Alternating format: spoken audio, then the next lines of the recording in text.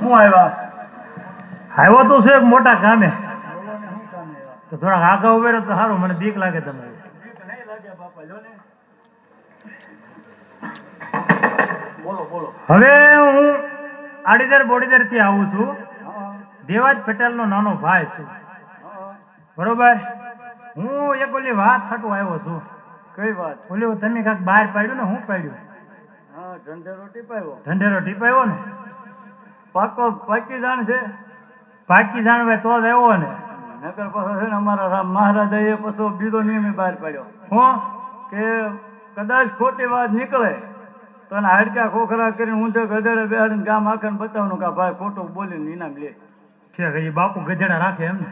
બાપુ ગામમાં ગોળ છે તમારે હાથું થાય. દિહોરમાં તો છે નહીં હાર. અરે એ ગમે ને ગોળ છે તમને, રજવાડું ક્યાં નાનું છે. તો હારું, વાંધો નહીં, પણ એવું ખોટું છે નહીં ભાઈ.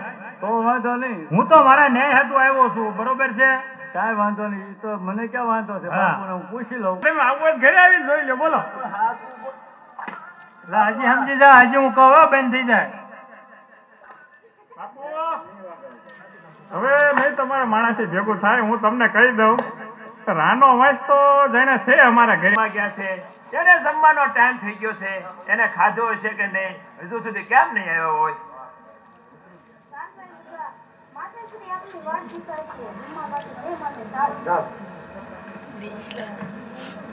અરે માતાજી, અમને ભૂખ લાગી છે.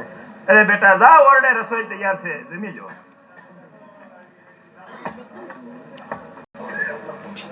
હા બેન, છે કોઈ ઘરે?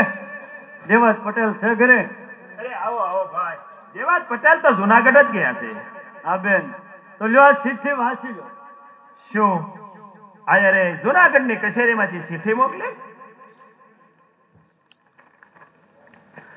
આ રાણીને માલુમ થાય કે જુનાગઢની કચેરીની અંદર કોરડાના માર મારાથી સહન થતા નથી, તો આ રાણી આવેલ ભાઈની સાથે રા નવઘણને તૈયાર કરી અને મોકલી આપજો.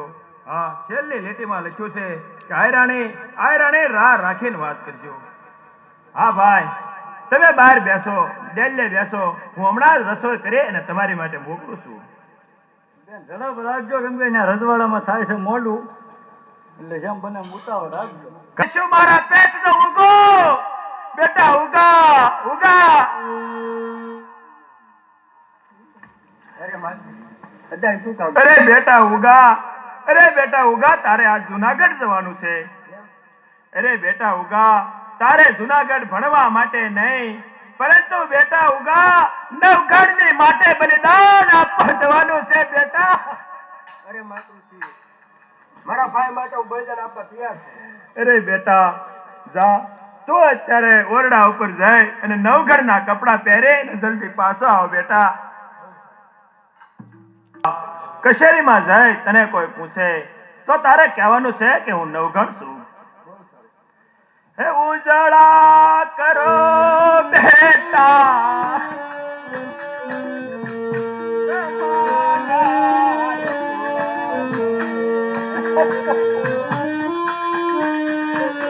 ઉજળા કરો બેટા,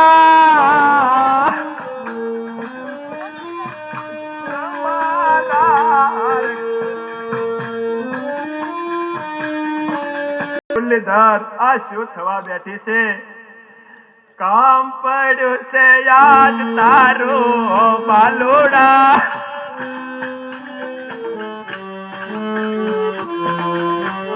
પડ્યું છે યાદ તારું બાલુડા, કામ પડ્યું છે યાદ તારું. હતી ઘણી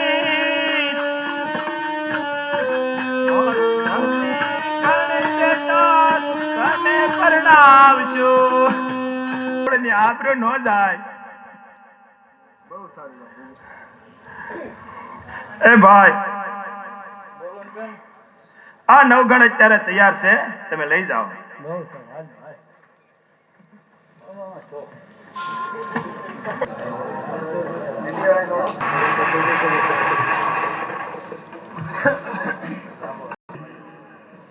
ઈ છે ને અમદાવાદ ને પાટે ચડેવો છે. મહેસાણા ડિસ્ટ્રિક્ટમાં નીકળે એમ છે.